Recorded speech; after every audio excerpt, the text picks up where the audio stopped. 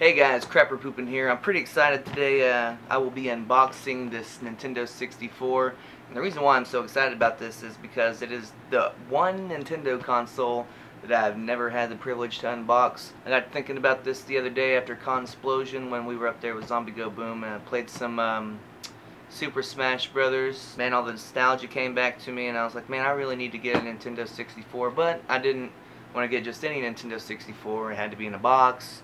And I was talking to Ruben about it. He's one of the fans of Zombie Go Boom. He said, hey man, you should do an unboxing video. And I was like, yeah, I think I could do that. So I got on that there internet everybody's been talking about, and was perusing, came across that there eBay, and found me one for about $70.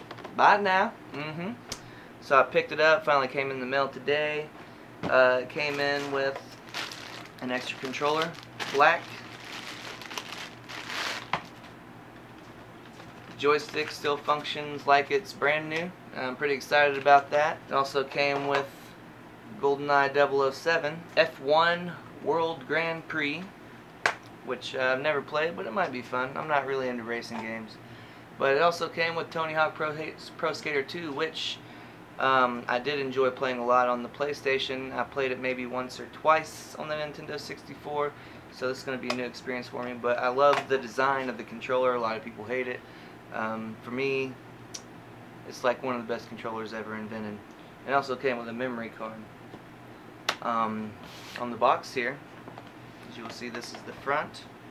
Pretty plain and simple. This is the original launch console. On the side here it says, it tells you what's in the box, the machine, the controller, and it tells you the games you could buy and how the console easily hooks up to your television, so it's not, you know, incredibly complicated to start playing right now.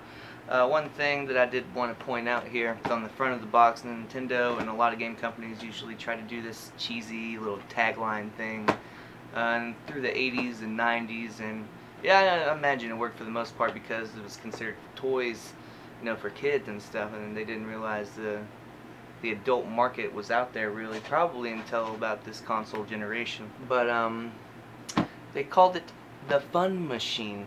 I can certainly identify with that, as I had a lot of fun with this. Let's go ahead and examine the box. This box is damaged a little bit, so $70 isn't a terrible price. Here on the bottom side it says Nintendo 64. If you want to flip it to the right from there, it also says Nintendo 64 from the right from there. It would be upside down, Nintendo 64, and go around here again to the right, which would be the left side, I imagine, by now. And it tells you about the controller and how cool the controller is.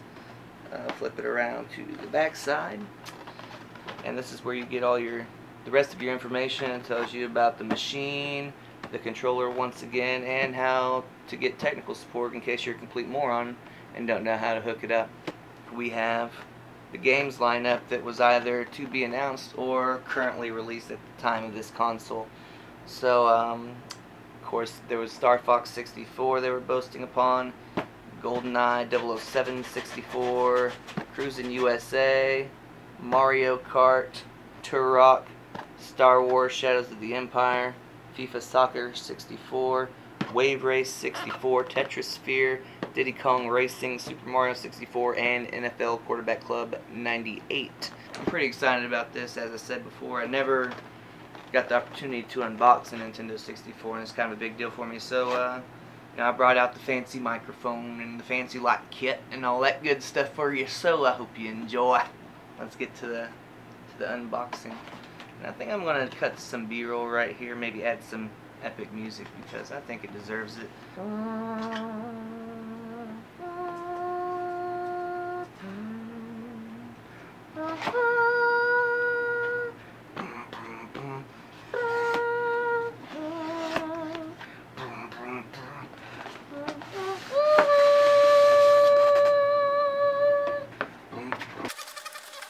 Alright, so inside of the styrofoam encasing you will find instruction booklets, all packaged nicely here.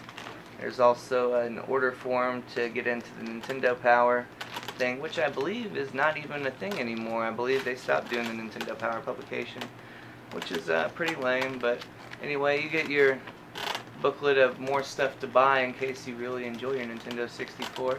The registration card right here, again boasting the Nintendo Power magazine, and the Nintendo 64 instruction booklet, which is a bit tattered here. Oh no, it has two, so this one must be in French or Spanish, and this one is in English, and I'm not sure. Anyway, there's that instruction booklet, bilingual. Here you are. Let's get to the meat. Inside you will find the Nintendo 64 console, complete, no damage. This particular console, because it is a launch system, has the jumper pack in it and does not have an expansion pack, which means that if I plan on playing Majora's Mask or Banjo-Tooie, then I will have to purchase an expansion pack, if you want to be grammatically correct. In this top compartment here, the AV cables connect to the back of the Nintendo 64, and if I remember correctly, these AV cables are pretty much universal.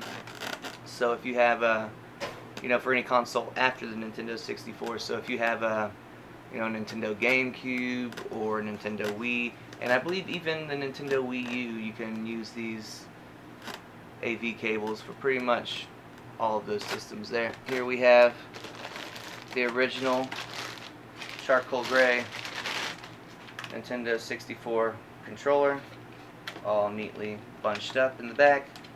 Game stick still completely untouched, which means they probably never got into any GoldenEye or anything intense like that, because if they had Smash Brothers, GoldenEye, this stick would not be nearly this springy right now, and in fact would be dead.